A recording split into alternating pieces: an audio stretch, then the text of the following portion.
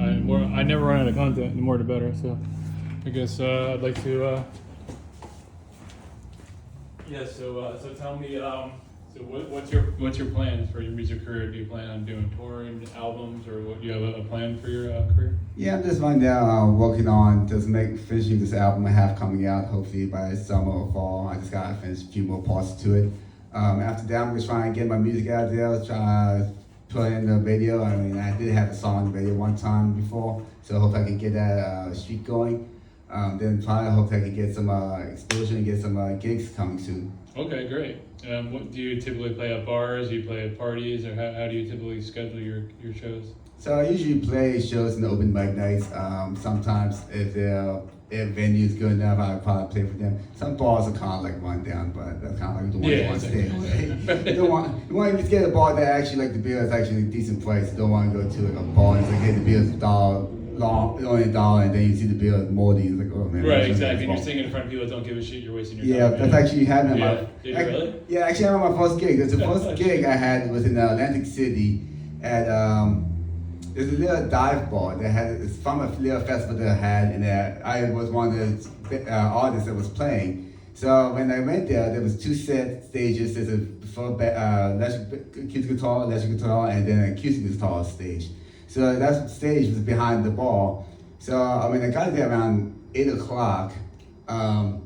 They turned around and like with the 20 people get 20, then the next band came in, the crowd died down, the next one came in, the crowd died down, and by the time I came there, like 2 or 3 people like passed down on the floor. And I was like, oh, that's a pretty good start. You wound up singing to a bunch of drunks on the ground, right? Yeah, exactly. I'm like, I don't think this is a place I should play. So that's a good story. So then I kind of stopped there. I was like, oh, maybe I should take a break. Yeah, I guess before you schedule something, you kind of research the place and find out, get some feedback about it, right? So you never know. Like you said, you can go somewhere. Who knows? Some crazy alcoholics there, people don't give a shit about music, and you're over there trying to entertain, trying to grow your brand, and the people just don't give a shit, you know? Yeah, sometimes like that happens with Mike, you like play, and then as soon as that one band plays, everybody leaves, and you're stuck with like 2 or 3 people. It's like, oh, I guess 2 or 3 people is fine. Yeah, I think exactly. 2 or 3 people is better than nobody. Exactly. Yeah, at least you're out there getting the experience of being, kind of on a semi-stage or at a bar environment, whenever you're in. Yeah. And it's about the experience. That's a good story. Yeah, people always like to hear the stories, about what it's like out there. What's the process actually of getting a show like?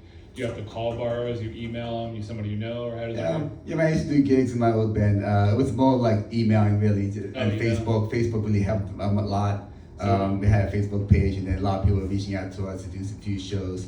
So that was a plus when you get a good vibe from a crowd, and then suddenly you get people coming back and say, hey, I want some more of that. Yeah, so what do you send like a message on Facebook Messenger to the bar and say, look, what do they ask for to actually schedule you to play? Did they ask for any kind of like a demo or a video or something?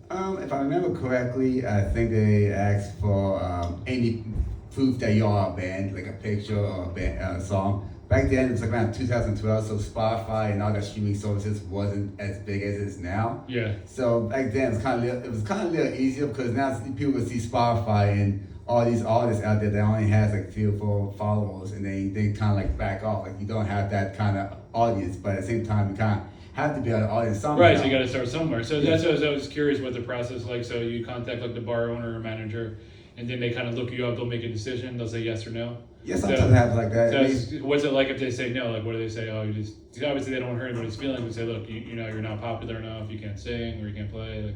Like, I think what I got was just like we were booked most of the time. Yeah. I mean, the truth, But if they have somebody go there, obviously it brings in a big crowd. I don't think they'll have a problem with it. For them, it's all about their reputation too. I guess, Like, you don't want to have an audience and audience of one, and then exactly. Like, this is my band. It's like, man, nobody's here for you. Now, when you play a bar, do you have to pay for it, or do they pay you, or how's it typically work?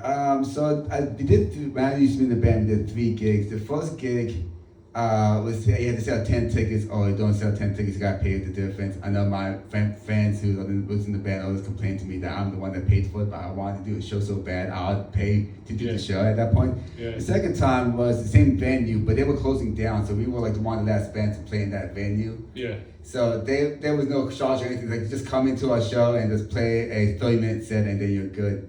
And then the other gigs we did was just kind of like little 15-minute, 20-minute kind of slots for like a little festival thing. Okay. Yeah, that makes sense. Yeah, and I guess you really can't look at it as like a way to make money. It just has to be something you like to do, because obviously you can only a certain amount you can make, and I know it's playing in some of the other venues. I know some bigger venues want you to bring a certain crowd, or they won't even let you play there. You know, you have to bring the crowd. Yeah, exactly. As long as you get somebody say, "Hey, I like your music," then that's all that matters to me. Exactly. And at the end, it has to be something you enjoy. You know, so you like playing music, you like entertaining, you like creating, you like sharing your content. There's so many people that play music and they never leave their bedroom, and they're good. But some people just don't like it. They don't like to go in front of people. They don't want to share their music. They're not comfortable, or whatever it is. Whatever your reason is. You know, it's about doing what you like to do. Exactly. That's why I'm holding guitar in my hand. Hey, that's what I mean. You got up, you drove over here, you checked it out. So obviously, you have ambition. You want to get yourself out there, which is great. So that's amazing. Yeah, absolutely. Well, yeah, man, I appreciate you coming out today, and appreciate your patience. I know the scheduling was a little off, but I appreciate it, and hopefully we're working together. Okay, thank you very much. There you go. Do I turn the switch off too? Yeah, that's fine. Okay, cool. Thank you.